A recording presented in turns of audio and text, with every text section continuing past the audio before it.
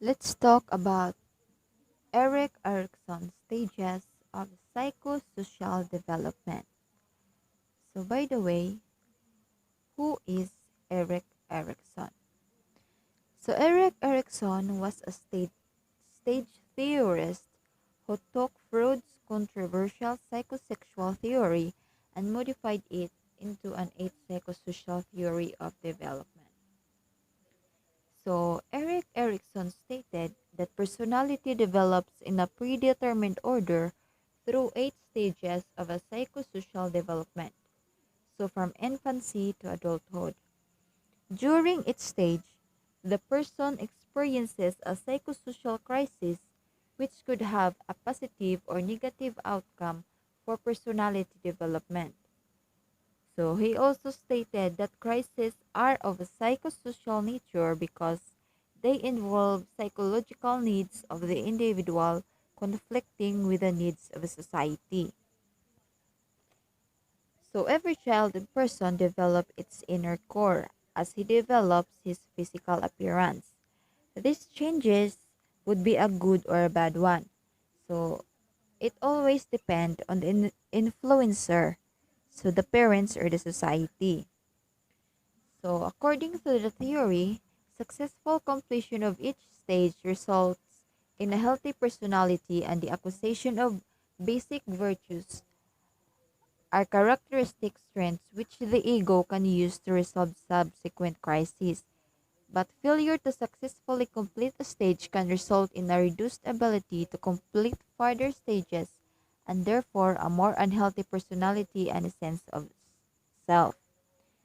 So if the influencer will give the child's need and the child consistently meet these basic virtues, so it will lead to a healthy personality. But if not, it will lead to a failed mission for the influencer and unhealthy personality for the child. Because babysitting is like a mission. A baby or a child will depend to the caregiver or the influencer because they don't know such thing about the world. So the caregiver or the influencer are the responsible one on feeding the needs they want. Trust and mistrust. It is the first stage of a psychosocial development. This stage begins at birth, continues to approximately 18 months of age. During this stage, infant is uncertain about the world in which they live and look towards their primary caregiver for stability and consistency of care. So we all know that the infants are new to the world. They need care and love. So if these two virtues were consistently received by the infant, so they will develop a sense of trust which will carry them to other relationships, and they will be able to feel secure even when threatened. So if the opposite happened, so the infant may develop a sense of mistrust, suspicion, and anxiety. So in this situation, the infant will not have confidence in the world around them or in their abilities to influence events. Autonomy versus shame and doubt. The second stage of a psychosocial development. This stage occurs between ages of 18 months to approximately 3 years. Children at this stage are focused on developing a sense of personal control over physical skills and a sense of independence. So, during this stage, children begin to assert their independence by walking away from their mother, picking which toy to play with, and making choices about what they like to eat or to wear. So, the child is developing physically and becoming more mobile and discovering that he or she has many skills and abilities such as putting on clothes and shoes, playing with toys, and many more. So, if children are criticized or over controlled or not given the opportunity to assert themselves, they begin to feel inadequate in their ability to survive and may then become overly dependent upon others, lack self esteem, and feel a sense of shame or doubt in their abilities. So, in the opposite, so if the children are encouraged and supported in their increased independence, so they become more confident and secure in their own ability to survive in the world. Initiative versus guilt. During the initiative and guilt stage, children assert themselves more frequently. It occurs between ages of 3 to 6. In this period, primary features involves the child regularly interacting with other children in school. Central to this stage is play, as it provides children with the opportunity to explore their interpersonal skills through initiating activities. Children at this stage began to plan activities, make up games, and initiate activities with others. So, if given this opportunity, children develop a sense of initiative and feel secure in their ability to lead others and make decisions. So, if the opposite happened, either through criticism or control, children develop a sense of guilt. The child will often overstep the mark in his forcefulness, and the danger is that the parents will tend to punish the child and restrict his initiatives too much. So it is at this stage that the child will begin to ask many questions as his thirst for knowledge grows.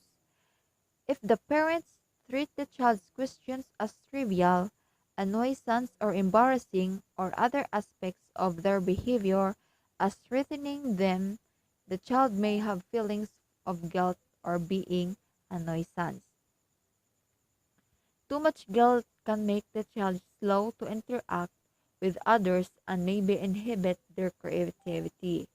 Some guilt is, of course, necessary. Otherwise, the child would not know how to exercise self control or have a conscience.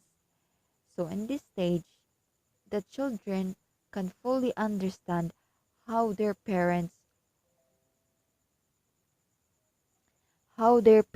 or what their parents saying. Industry versus inferiority. This stage occurs during childhood that ranges the age of 6 to 12. In this period, children are learning to read and write, to do sums, to do things on their own. Child's fear will gain greater significance and will become a major source of the child's self-esteem.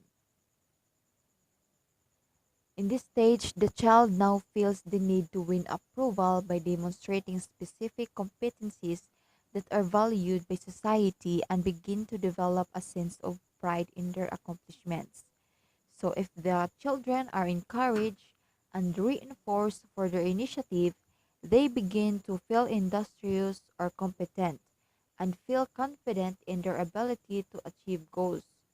If this initiative is not encouraged, if it is restricted by parents or teachers, then the child begins to feel inferior, doubting his own abilities and therefore may not reach his or her potential. The children in this stage needs the supports of his parents or teachers because it can make them motivated more to do something or to win something for their accomplishments. Identity versus role confusion. So it occurs in adolescence from about 12 to 18 years. During this stage, adolescents search for a sense of self and personal identity through an intense exploration of personal values, beliefs, and goals. During this stage, the transition from childhood to adulthood is most important. So children are becoming more independent and begin to look at the future in terms of career, relationships, families, housing, and many more. So the individual wants to belong to a society and fit in.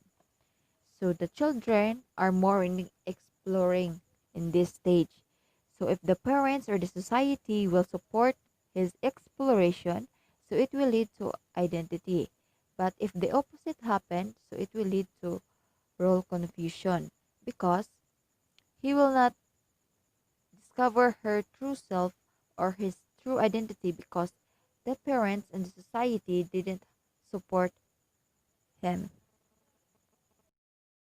Intimacy versus isolation. This stage takes place during young adulthood between the ages of approximately 18 to 14 years. Major conflict centers on forming intimate, loving relationships with other people. Success leads to a strong relationships while failure results in loneliness and isolations. So during this period,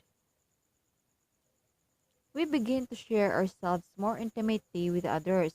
We explore relationships leading toward longer term commitments with someone other than a family member. So, successful completion of this stage can result in happy relationships and a sense of commitment, safety, and care within a relationship. But avoiding intimacy, fearing commitment, and relationships can lead to isolation, loneliness, and sometimes depression. Generativity versus stagnation. This stage takes place during middle adulthood between the ages of 40 to 65 years. People experience a need to create or nurture things that will outlast them, often having mentees or creating positive changes that will benefit other people. Success leads to feelings of usefulness and accomplishments, while failure results in shallow involvement in the world. So, in this period, people give back to the society through raising our children, being productive at work, and becoming involved in community activities and organizations. Through generativity, we develop a sense of being part of the bigger picture. So success leads to feelings of usefulness and accomplishments, while failure results in shallow involvement in the world. So by failing to find a way to contribute, we become stagnant and feel unproductive. These individuals may feel disconnected or involved with their community and with the society as a whole. Success in this stage will lead to the virtue of care. Ego integrity versus despair. This stage takes place after age 65 and involves reflecting on one's life and either moving into feeling satisfied and happy with one's life or feeling a deep sense of regret. Success at this stage leads to feeling or wisdom, while failure results in regret and bitterness and despair. So, Erikson described ego integrity as the acceptance of one's life and only life cycle as something that had to be, and a later as a sense of coherence and wholeness. So, he states that a person will accept the life he was living right now. So as we grow older and become senior citizens, we tend to slow down our productivity and explore life as a retired person. So Erickson believed if we see our lives as unproductive, feeling feel guilt about our past, or feel that we did not accomplish our life goals, we become dissatisfied with life and develop despair, often leading to depression and hopelessness.